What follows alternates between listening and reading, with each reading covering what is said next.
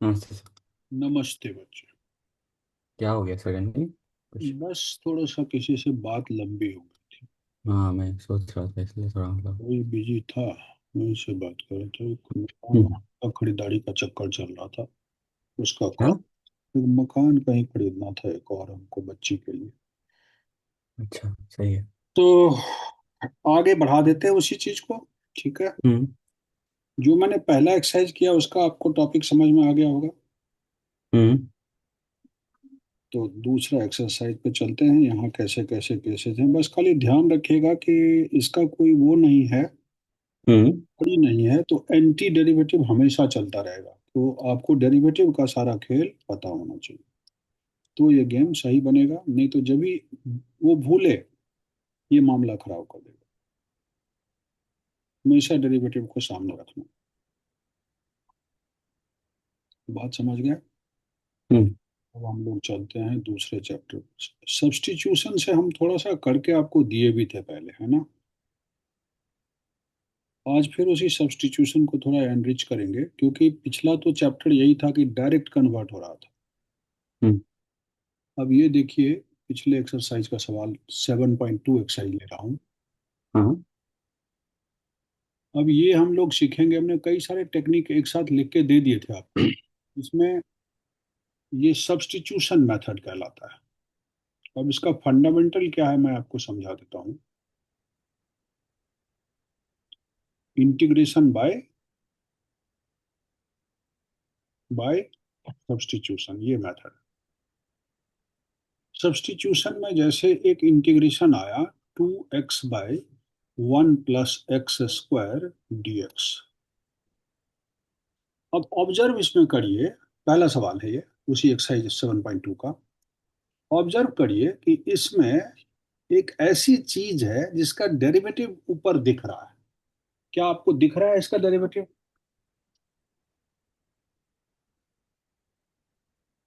हाँ। इसका दिख रहा है, x² का 2x दिख रहा है। हम्म। लेकिन बेहतर होता है कि इस वन को भी गायब ही कर दूं, क्योंकि उसका जीरो हो जाएगा। तो मैं ऐसा कर लेता हूं कि 1 + x² को t मान लेता हूं। सब्स्टिट्यूशन यही हुआ कि this 1 + x² has been substituted by t। वो इसीलिए क्योंकि इसका डेरिवेटिव मुझे ऊपर दिख रहा है, हम्म। x² का 2x, 1 का जीरो। तो अब डेरिवेटिव करिए तो dt/dx, देखिए साथ साथ डेरिवेटिव इंटीग्रेशन चल रहा है, ये 2x ही आएगा। Now if you cross it तो 2x dx dt हो जाएगा। हम्म। और ये पूरा सवाल t के टर्म में आ गया। 2x dx के लिए dt और upon t, is it so? Hmm. नीचे वाले को आपने t मान लिया था।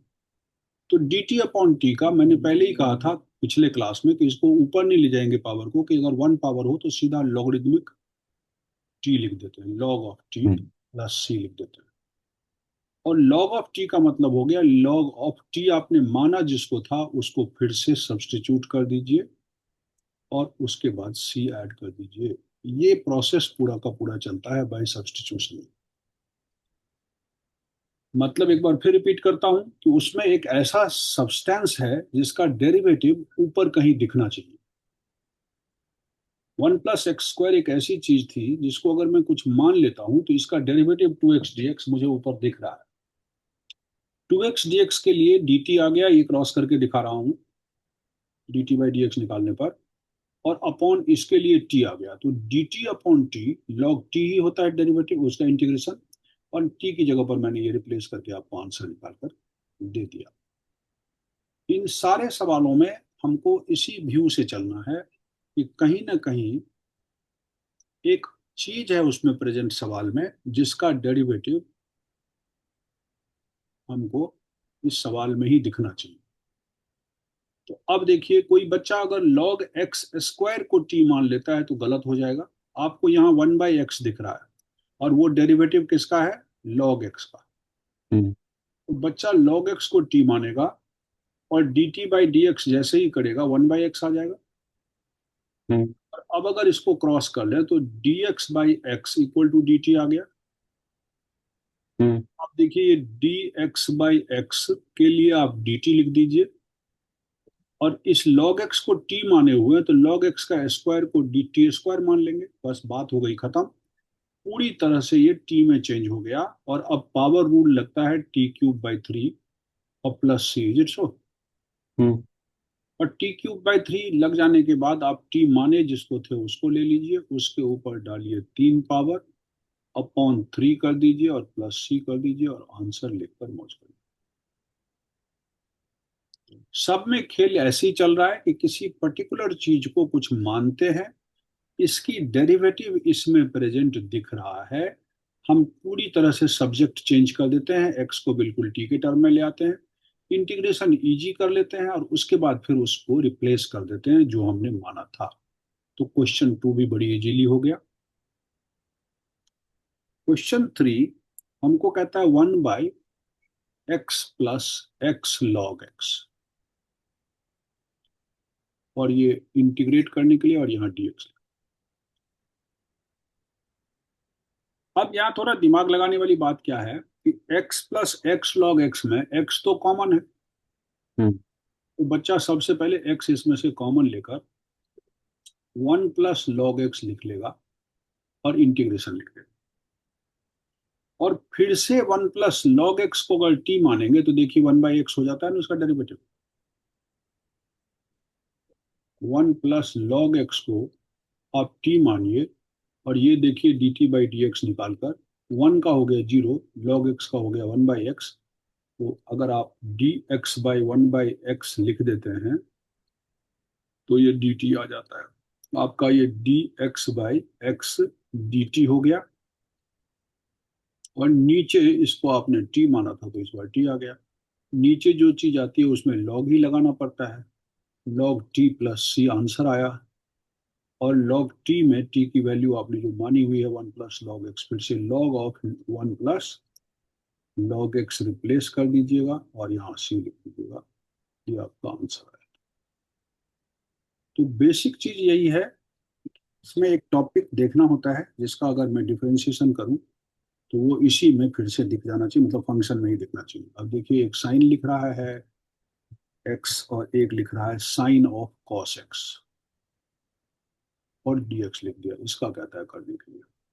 क्लियर है कि cos x का अगर डिफरेंशिएशन करूंगा तो ये sin x आ जाएगा। cos x को t मानिए और डिफरेंशिएशन करिए इसका, तो -sin x आ गया। अगर मैं -sin x dx के लिए dt लिख दूं तो sin x dx के लिए नेगेटिव dt लिख दूंगा। तो ये sin x dx के लिए मैंने लिख दिया नेगेटिव dt, ये नेगेटिव बाहर रखता हूँ, dt यहाँ रखता हूँ, और ये साइन ऑफ, आपने cos x को t माना तो साइन ऑफ t ही तो आया। आपका सब्स्टिट्यूशन इस तरह से होना चाहिए कि दो सब्जेक्ट में फंसा ना रह जाए, x भी हो और t भी हो, ऐसा कभी नहीं होना चाहिए।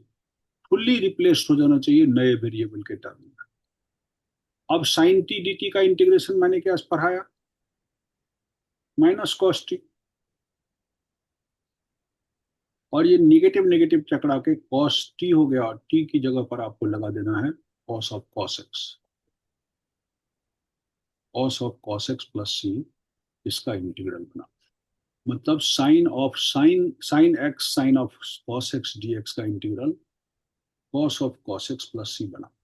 और कभी अगर शंका हो तो आप cos ऑफ cos x का डिफरेंशियल कर लीजिएगा, यही चीज आपको नजर आ जाए, क्योंकि मैं बार बार बोल रहा हूँ एंटी डेरिवेटिव है ना, आप समझ रहे हैं। हाँ। नेक्स्ट क्वेश्चन देखिए, sign a x plus B. और ये जो मैं पढ़ा रहा हूँ जरूरी नहीं है कि मैं जो प्रोसेस लगा रहा हूँ वही लगेगा, इंडेफिनिट इंटीग्रल में टीचर अलग अलग तरह के प्रोसेसेस का इस्तेमाल कर सकते हैं। अब यहाँ दो बातें दिमाग में आती है बच्चे को। साइन ए कॉस ए, एक 2 sin a cos a का फॉर्मूला होता है, हम्म। 2 sin a cos a sin 2a हो जाता है, और जो कि बड़े आराम से इंटीग्रेट हो जाता है। मुझको ऐसा चीज दिख रहा है, साइन ए कॉस ए दोनों बराबर चीज है, ए एक्स प्लस बी इसमें भी, ए एक्स प्लस बी इसमें भी। अगर मैं यहाँ हाफ कर दूं और यहाँ टू लगा दूं, देखिए बिल्कुल इंटायरली अलग तरीके से सोच रहा हूँ ट्रिगो के फॉर्मूले को इस्तेमाल करके कैसे हो सकता है। तो हाफ बाहर गया और integration two sine a cos a क्या होता है, साइन टू ए। हम्म। ये लिख दिया साइन टू ए और डीएक्स। और अब इसका इंटीग्रेशन हम लोग बड़े आराम से कर सकते हैं। निगेटिव का साइन देंगे, cos twice of a x plus b करेंगे, और two a x plus two b है तो इस टू से डिवाइड हो जाना चाहिए, होगा क्योंकि इंटीग्रेशन में डिवाइड होता है।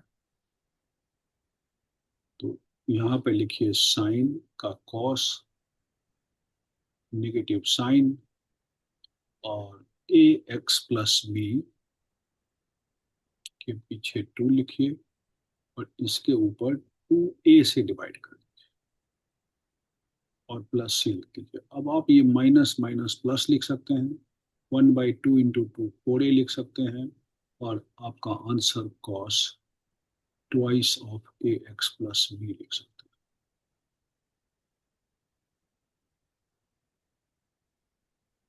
ये एक तरीका हुआ, क्योंकि मेरे को फॉर्मूला दिमाग में स्ट्राइक कर गया कि दोनों एंगल सेम है और साइन ए कॉस ए है, तो टू साइन ए कॉस ए बना सकते हैं इसको, टू से मल्टीप्लाई टू से डिवाइड करके, जो साइन हम्म। टू में कन्वर्ट हो गया, और साइन टू ए का integration cos two A by two हो जाएगा।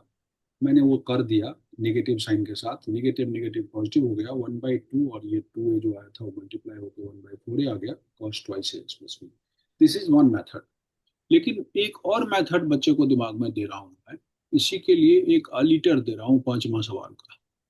लिखा है sine a x plus b into cos a x plus b dx. सबसे पहले मैं क्या करता हूं कि ए एक्स प्लस बी को टी मान लेता हूं। तो d t by d x खाली ए आ रहा है, हम्म। क्योंकि ए एक्स का ए और बी का जीरो। मतलब हाँ। डी एक्स के लिए डी टी अपॉन ए लिख सकता हूं। हम्म। और ये कांस्टेंट की कभी चिंता मत करिएगा, डी टी अपॉन ए आ जाए या हाफ आ जाए, फोर आ जाए, तो उसकी चिंता मत करिए। तो हम्म। dx के लिए आपको dt अपॉन ए लिखना है, मतलब 1/a बाहर, इंटीग्रेशन dx के लिए मैंने dt लिख देना है, sine a x plus b को साइन t लिखना है, और cos a x plus b को इंटू कॉस टी लिखना है। अब आप देखिए ये इंटीग्रेबल हो गया कि नहीं हो गया, क्योंकि साइन टी को या कॉस टी को अगर मैं कुछ मान लूं तो साइन टी अपने आप आ जाएगा। अब फिर मानता हूं एक सब्स्टिट्यूशन यहाँ हो गया है कि कॉस टी को, कॉस टी से निगेटिव आ जाएगा, साइन टी को जेड मान लिया। अब जेड अलग एक वेरिएबल ले रहा हूँ, क्या ले रहा हूँ, साइन टी को जेड ले रहा हूँ। बताइएगा जरा d z by d t क्या आएगा, कॉस टी आ जाएगा। तो cos t cross d t equal to d z आया। मतलब आपका सवाल 1/a इंटीग्रेशन साइन टी को आपने जेड माना है तो जेड, और ये हो गया डी जेड, करेक्ट है। हम्म। अब देखिए पूरी तरह से जेड में चला, साइन टी को जेड माना, cos T D T D Z हो गया, और अब इसका integration Z square by two ही तो होगा। जेड का पावर वन है तो पावर वन में वन जोड़ दीजिए, जेड स्क्वायर बाई टू, और प्लस सी। अगले स्टेप में ये हो गया 1/4, और इसके पीछे 1/a लगा हुआ है वो लिखे रहिएगा, है ना। हाँ। 1/a, और जेड एस की 1/a है। मैं मिटा देता हूँ इसको ठीक से, क्योंकि 1/a ऊपर से चल रहा था ना, हमने 1/2 मान, हम्म। 1/a, 1/a, और जेड का जेड स्क्वायर बाई टू हो जाएगा इंटीग्रेशन। और अब हमारा हम्म। आंसर आ रहा है, अ, क्या आ रहा है, 2a, है ना, हम्म। अपॉन 2a आ रहा है यहाँ पर। और हम्म। जेड स्क्वायर की जगह पर आप क्या डालिएगा,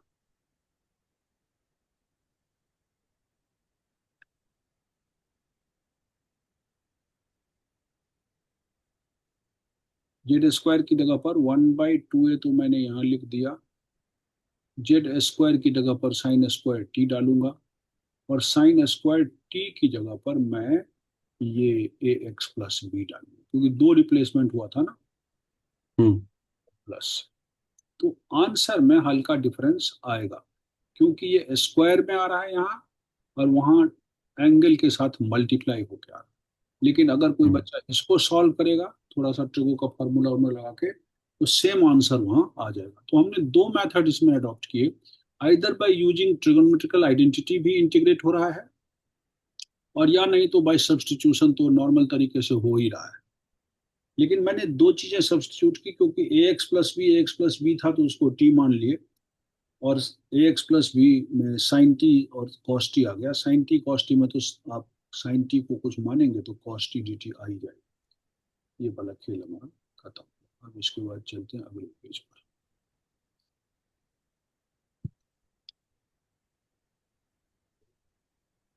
नेक्स्ट क्वेश्चन आपका आ रहा है, रूट ए हम्म। प्लस बी खाली, बस इतना ही। करेक्ट। अब ये भी बड़े आराम से हो जाना चाहिए। कोई बच्चा ए एक्स प्लस बी को टी मान लेगा, D t by d x खाली ए आया फिर से, तो इस dx को आप 1/a dt लिख सकते हैं। इस dx के लिए मैं 1/a, इसके लिए dt लिख रहा हूँ। इसके लिए रूट टी लिख सकता हूँ, रूट टी मतलब टी का पावर हाफ। इसके लिए रूट टी लिख सकता हूँ। हम्म। 1/a बाहर, ये पावर रूल से क्या हो जाएगा, टी का पावर 3/2, और अपॉन हम्म। 3/2 और प्लस सी। ये हमारा इंटीग्रेशन बन के तैयार है। 1/a, ये उलट के 2/3 हो जाएगा, यहाँ टी का पावर 3/2 हो जाएगा, और plus c. This gives answer 2/3a, but t to the power 3/2, that means ax plus b का पावर 3/2, हम्म। ax plus b का पावर 3/2 प्लस सी। सिंपल सब्स्टिट्यूशन से हमारा आंसर यहाँ आ रहा है। ये क्वेश्चन अलजेब्राइक था, बहुत आसान निकल गया, क्योंकि हमें खाली बस एक सब्स्टिट्यूशन करना पड़ा। और 7 नंबर x भी है और रूट में x+2 है, ऐसे दे। हम्म। अब यहाँ रूट के अंदर की चीज को ही अगर कुछ मान लूं, तो d t by d x क्या आ जाएगा, 1 आ जाएगा। x का 1, 2 का 0, दैट मीन्स डी टी और डी एक्स सेम हो गया, क्रॉस हम्म। कर। तो इस डी एक्स के लिए मैं लिखूंगा डी टी, इसके लिए मैं लिखूंगा रूट टी, पर x के लिए क्या लिखूंगा बच्चे,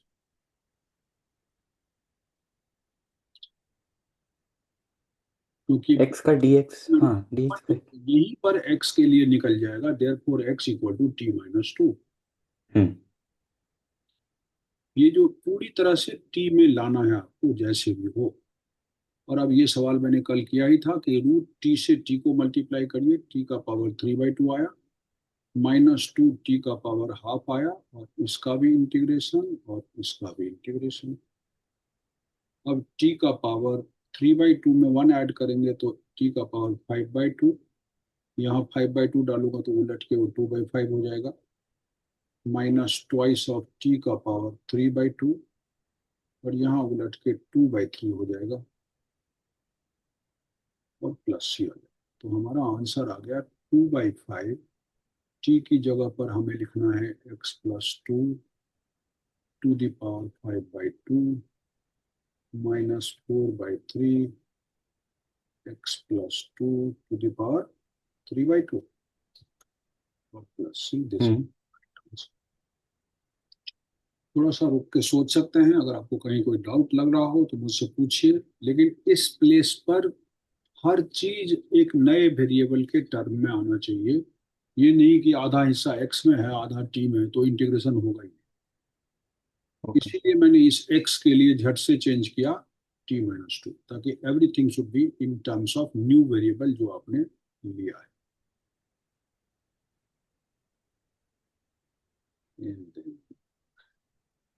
इसी में कभी कभी लीनियर और कभी क्वाड्रेटिक दे रहा है, 1 + 2x²।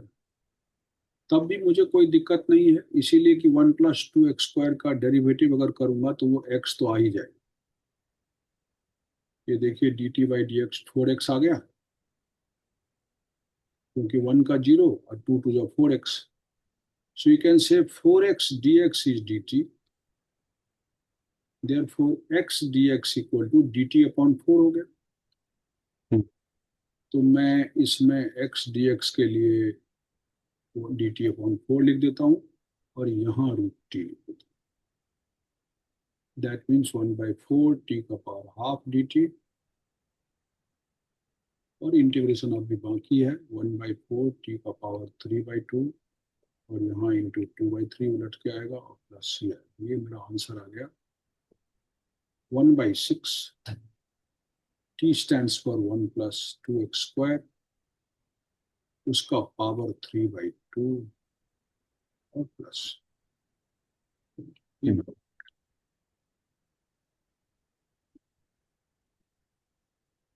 और ऐसे लीनियर और क्वाड्रेटिक और भी हो सकते हैं। ऐसे लीनियर है, रूट के अंदर क्वाड्रेटिक है, हो सकता है सब्स्टिट्यूशन से वो निकल आता हो। 9th क्वेश्चन है 4x + 2।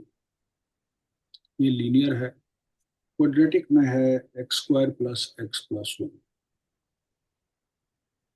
अब अगर रूट वाला का डिफरेंशियल यहाँ आ जाता तो मेरा काम बन जाता। अगर मैं इस रूट वाले को कुछ मानूं और उसका डिफरेंशियल यहाँ आ जाए तो मैं बहुत, हम्म लेकिन आ नहीं रहा है। वहां थोड़ा इंटेलिजेंट बुद्धि काम करना पड़ेगा कि हम अगर कुछ कॉमन ले लेते हैं तो सोचेंगे कि आ रहा है कि नहीं।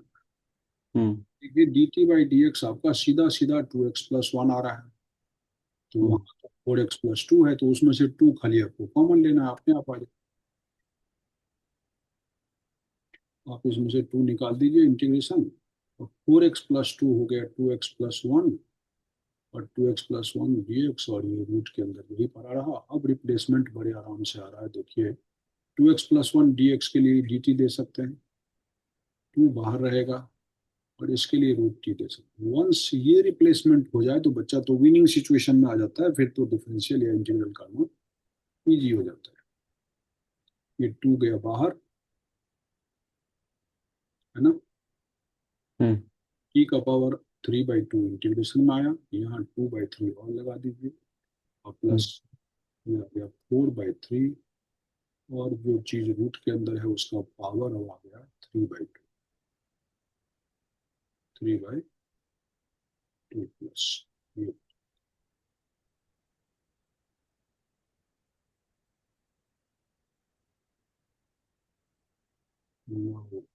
अब थोड़ा एक मुश्किल सवाल यहाँ दिया, 1/x - इतने करने के बाद यहाँ आपका दिमाग क्या कहता है? How should I manage this?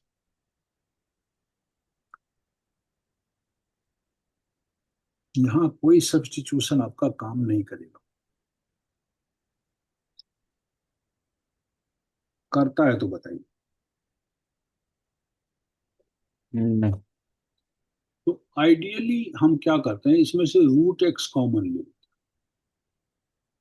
अगर मैं √x कॉमन लूंगा तो 1 माइनस √x माइनस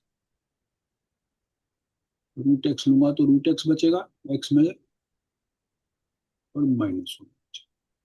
और अब मैं √x -1 को t मानकर डेरिवेट करता हूँ। बताइए तो क्या होगा इसका डेरिवेटिव dt/dx? हम्म √x अलग है, 1 अलग है, 1 का तो हो जाएगा 0, तो √x का हमने हमेशा पढ़ा रखा है 1/2 √x लिखो। तब देखिए झलक मिल गई इसकी, नीचे है तो dt का ट्वाइस हमको दे रहा है dx/√x। नाउ इसका मतलब मैं dx/√x इसमें देख रहा हूं, इसके लिए dt दे सकता हूं, ठीक, ट्वाइस ऑफ dt दे सकता हूं। हम्म इसको मैंने मान लिया था t, तो अपॉन t दे सकता हूँ क्योंकि नीचे है। अब तो इसका हो गया खेल। हम्म। ट्वाइस ऑफ लॉग टी और प्लस सी लिख देगा कोई बच्चा। तो twice of log t stands for root x minus one और प्लस। मतलब थोड़ा सा कॉमन लेने से भी कई बार मामला ठीक बैठ जाता है। हम्म। रूट एक्स कॉमन ले लेने से 1/2 रूट एक्स इसका आ गया जो मुझे यहाँ चाहिए था।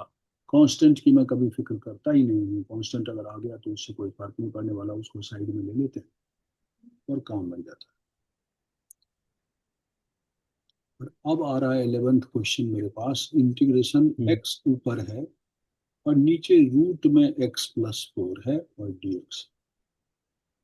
अब ये सवाल भी अपने आप में थोड़ा तंग करने वाला है, क्योंकि अगर रूट एक्स प्लस फोर को कुछ मान भी लेते हैं तो वो dx जो है वो dt आ जाएगा, तो फिर ऊपर वाला x तो रिप्लेस नहीं हुआ।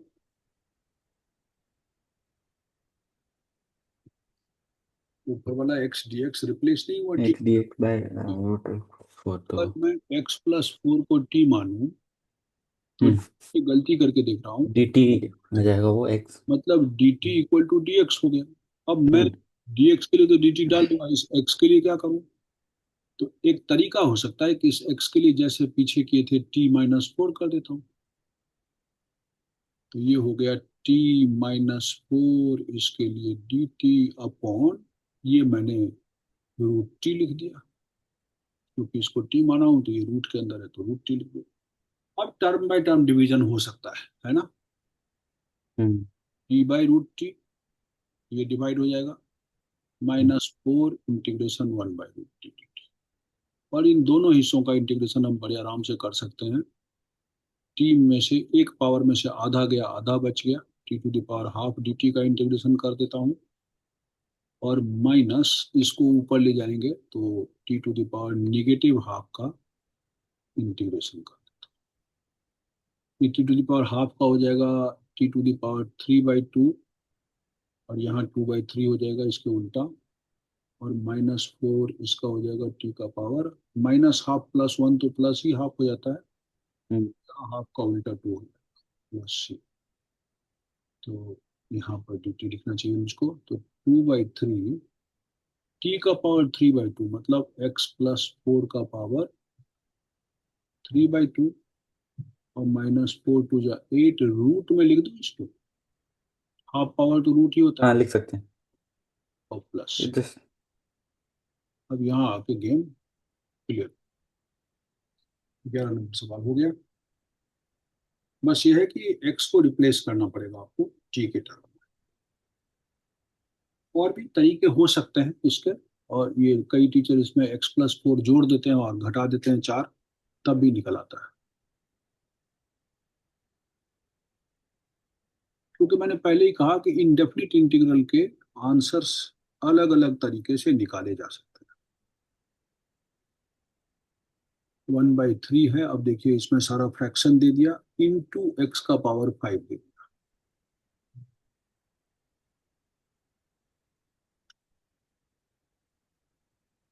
अब हम्म। इसे थोड़ा सा मैं सर सेटअप, एक मिनट, ये मैं खुद करना चाहूँगा, आप पहले से एक बार दिखा दीजिए फिर। ये आप खुद करेंगे। हाँ, लास्ट को करूँगा।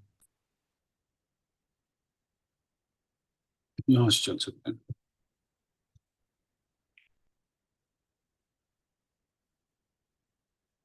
ये सारा इंटीग्रेशन बाय सब्स्टिट्यूशन का एक्सरसाइज चल रहा है।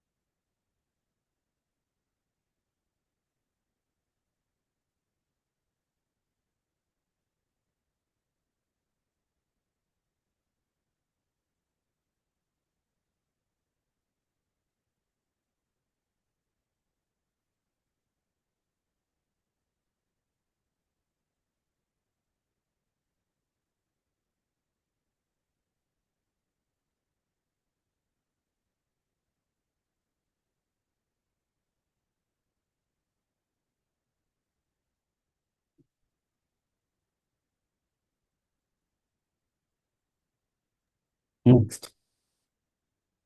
दूसरे पे ले जाऊं? हम्म। हम्म।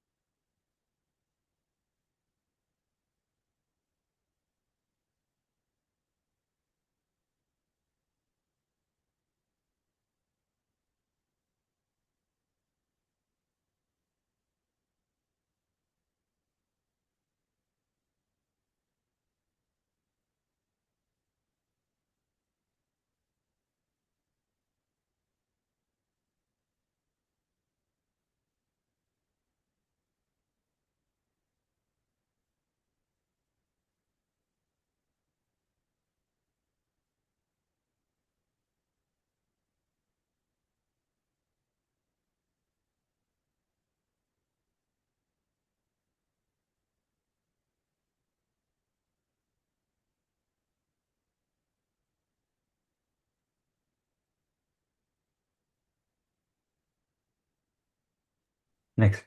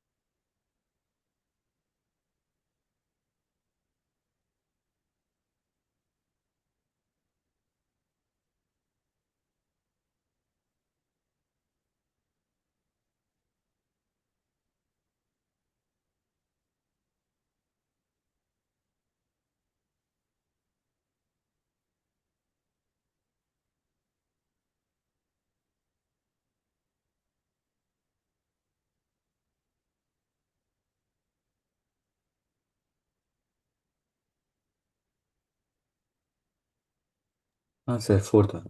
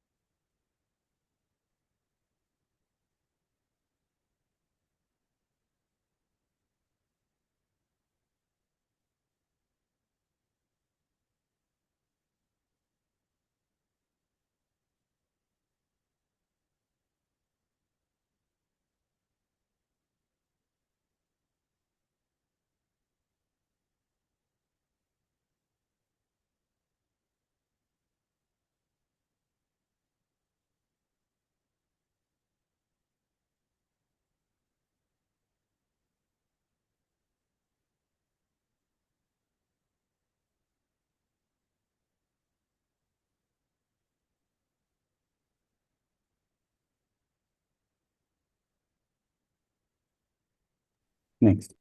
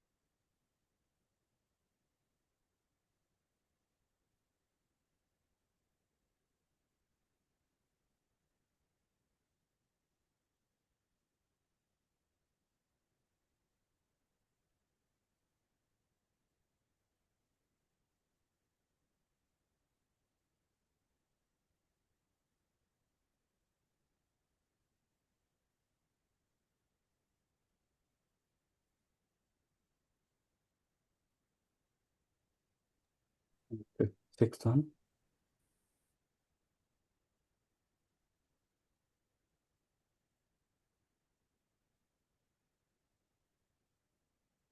ये दूसरा तरीका है सेम सम का। उसी सम को सब्स्टिट्यूशन से किया हूँ, उसी सम को ट्रिगो के ओके, हाँ आइडेंटिटी। समझ आ गया था।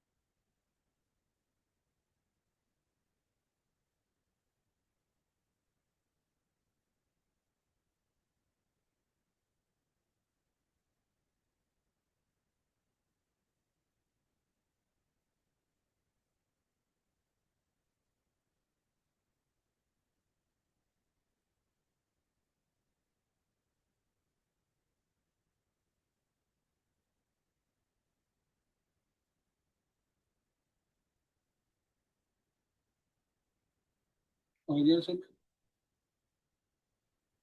एक मिनट, एक मिनट। स्क्वायर है। एक स्क्वायर बस, हाँ next।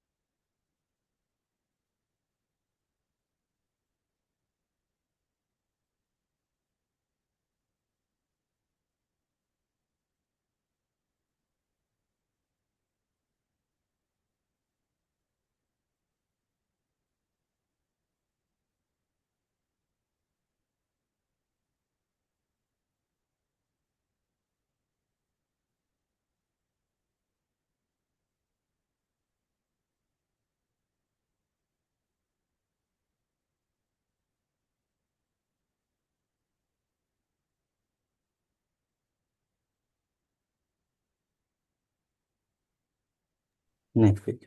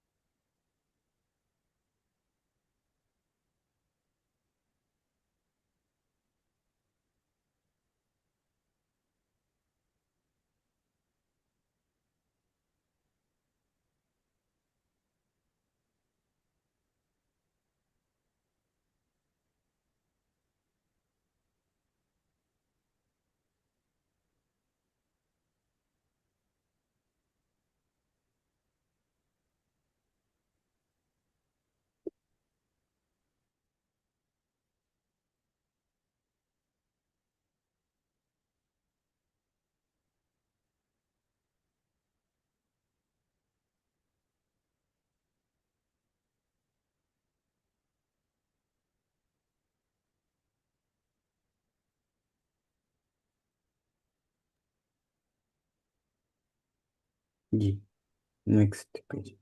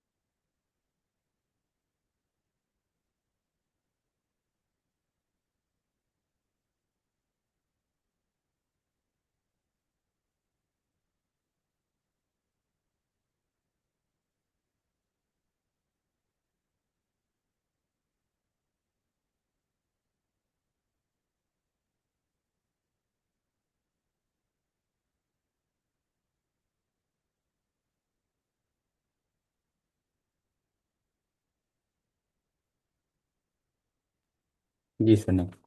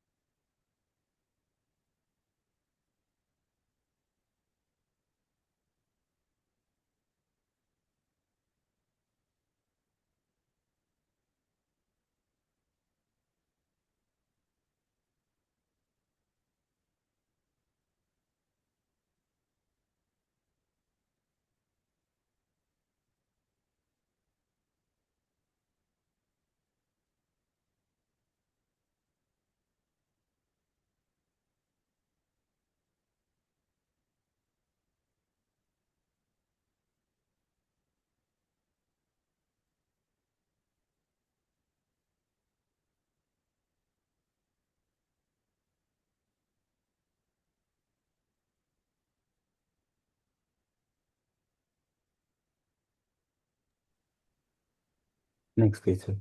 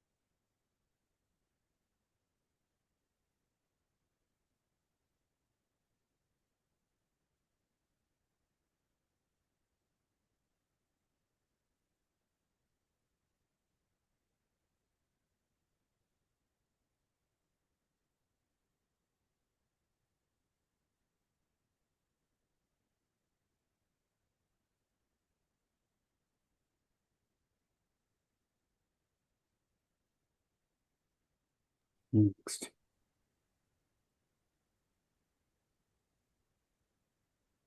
हो गया। हुआ बच्चा। Next next.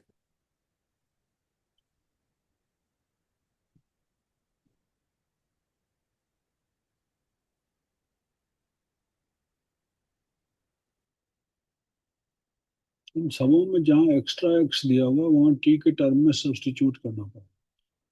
समझ गया।